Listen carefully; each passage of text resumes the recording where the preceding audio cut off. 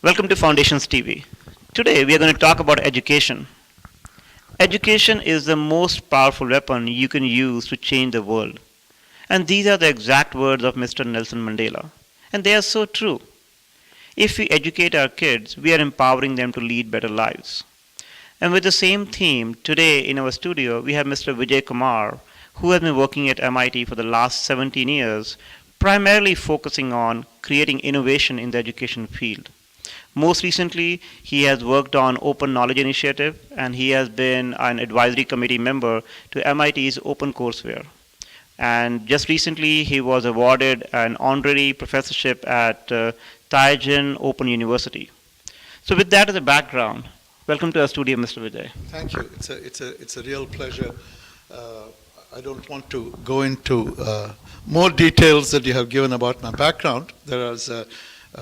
Right now, I'm a senior strategic advisor for digital learning. There's all this focus on digital learning nowadays, and or thinking about how digital influences can transform education. Just to give some context to what I think will be an interesting discussion, I like to point out a couple of things about my background. And one is, I started off as a chemical engineer, and sometimes I joke that the world is better off that I'm neither a chemical engineer nor a musician. but I went into industrial management where I was, there was a lot of operations research, but was applying quantitative techniques for educational planning. And this was in India, in IIT Madras. But I came here to the US to do my doctoral work in a program called Future Studies in Education. And the Future Studies program was really thinking about creating preferred futures for education. And technology that I work with, or educational innovation, is really about creating preferred futures for education, using technology as a vehicle for that. That is one thing. The other dimension, you mentioned innovation.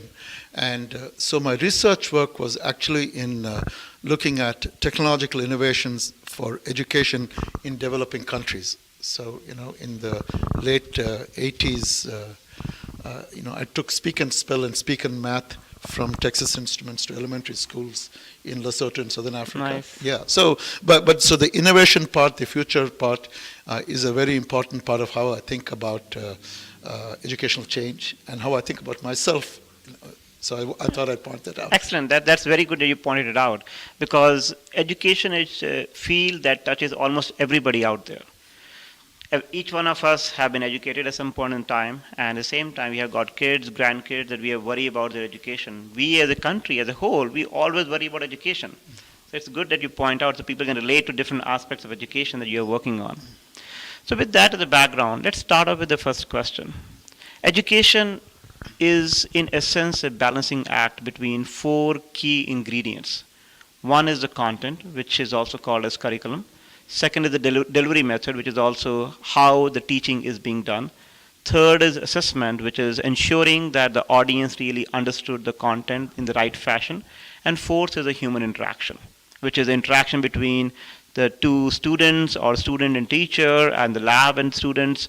So which aspects of education innovation are you focused on out of these four ingredients?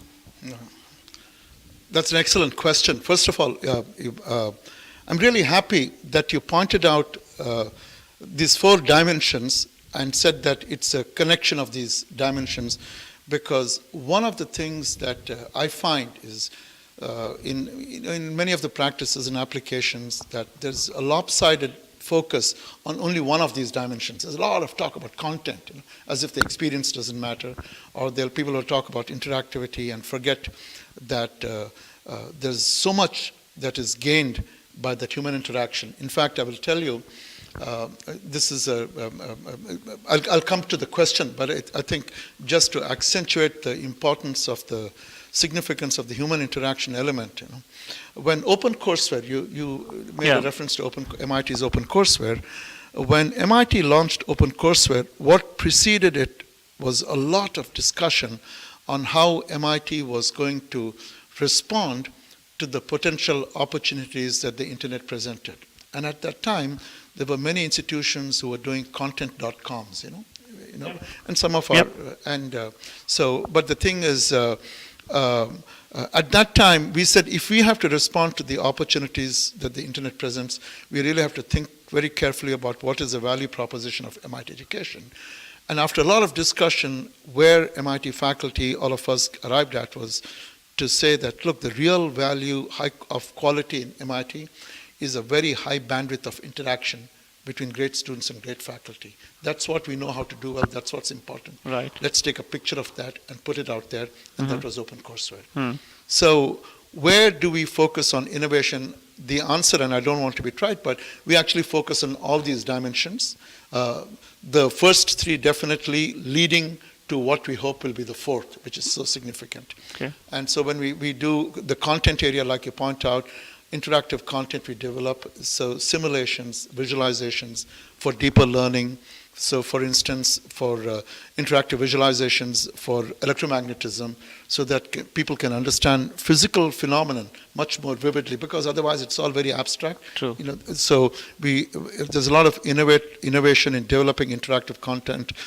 We have a fantastic program called STAR, which is to create interactive visualizations for genetics and biology, where it is not just eye candy and pretty pictures, but students can, let's say, grab a DNA molecule, make measurements, and feel empowered when they interact with this. So interactive, innovative applications for interactive content.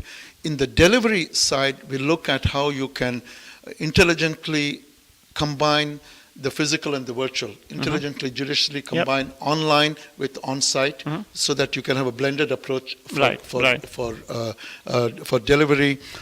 Assessment is, I'm really struck by the significance of a question. Assessment is a holy grail, and we really think about it very hard now particularly because people have realized that it's important to assess early in order that you can take corrective action. Absolutely. And data helps with that. You can also embed assessments in a much more facile way. Right, throughout the process. Right, so that you can get to it. And not do it, I mean, the analogy I use, and we are both, we have some technology background, is to move from a batch processing mode to a real-time mode. Yeah. So we are doing a lot of work around embedded assessments. Excellent. Developing assessment banks. How can you use it for online programs? Right. So there's a lot. The part about assessment, however, is to shift the notion of assessment so that you can figure out if learners are understanding concepts rather than grokking content. Right, great. So you really have to think about it. So you bring up a very interesting point that you took example of molecular biology and other pretty advanced topics, but the innovation you're working on, is that only focused on higher education or even elementary school education as well? So again, this thing. So at MIT, there's a range. But this particular, let's say the biology program that I talked about, it's called STAR Biochem. In fact, I'd encourage people to look at it. There have been 400,000 downloads around the world. But I'll tell you, 2 years ago, we did an outreach with middle school students because the visualizations are the visualizations. Right. You can build curriculum programs, around it to suit the local audiences. Absolutely. We have a virtual lab where we have a benign nuclear reactor at MIT, where let's say the neutrons are coming out. They're used by the nuclear engineering folks and the mechanical engineering folks. But we have kids in Chicago K through 12 schools who also look at it. They can relate and they to learn it. different things. Absolutely. Yeah. So, absolutely. you bring up an important point, because in the design of things, while it's not easy to generalize everything for everybody, Right. but it is useful to think about ways in which, when you come up with an innovative practice, in the area of games particularly, gaming, there is a lot that we do that are applicable both to higher education as well as secondary K through 12 education. Excellent. So we are talking about education innovation that can be a much broader audience, from elementary going up to the college level students as well. So that brings up an interesting question in my mind, which is, can you help our viewers visualize a future classroom? How would it look like? Right now the classroom is a room with a whiteboard and the teacher and the kids sitting on chairs. That's primarily what it is. I'm tempted to say, are you going to give your viewers 3D glasses to look at it? But, look, When I think, it's again, a very interesting question, especially that I set myself up, I think, by saying, think about the future. But when I think about the future classroom, or the classroom of the future, I don't think of a room, right? And it's becoming evident, in the kinds of practices. I really think of an ecosystem of connected communities, because you look, even in the massive online courses, you go in, you think that you're going to deliver a course to 150,000 students. Right. What's really happening is communities, self-learning communities are forming. They're talking to each other. So I think about connected communities. I think about boundarylessness in terms of inside and outside. So it's an ecosystem which is distributed, where you have things like remote labs, virtual labs.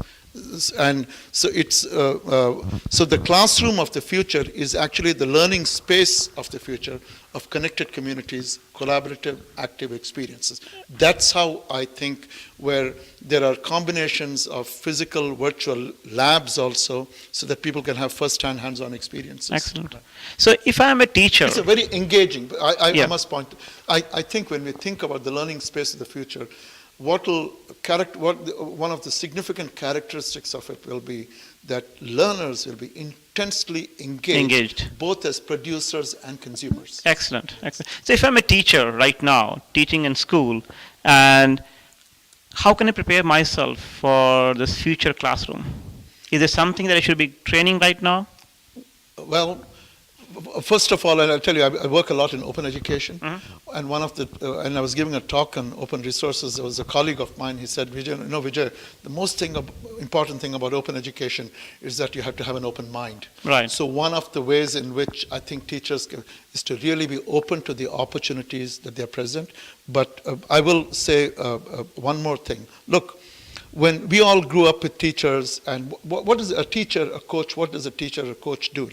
They point to constructive experiences. Absolutely. When the learner falls down, they don't say, don't fall down. They tell you how to pick yourself up and move. Right? Exactly. Today's world, in this morass of information, they provide guidance around different pathways. They say, here are useful things, here are not so useful things, in the realm of very interesting things. Right? So a teacher's role is so I think teachers have to really self-consciously think about how they need to act as guides, as coaches, in a time when there are abundant communities, abundant information, abundant content.